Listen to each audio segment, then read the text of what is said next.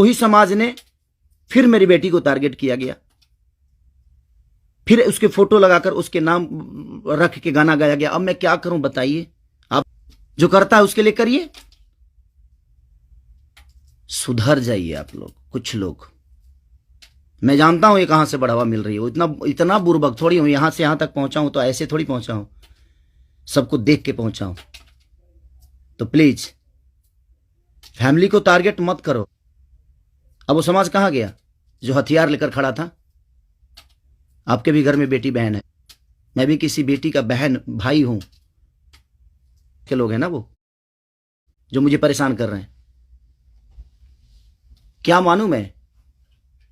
Please, मैं London में हूं, मैं अपना काम कर रहा हूं और मैं काम ही करता हूं, राजनीति नहीं करता। ये समाज उस बार सिर्फ खड़ा हो गया था कि इस समाज के बेटे को मारा गया है तो उसके गलतियों पे मारा गया था। अब वो समाज क्या कर रहा है? आज उसी ने, फिर वही समाज ने फिर मेरी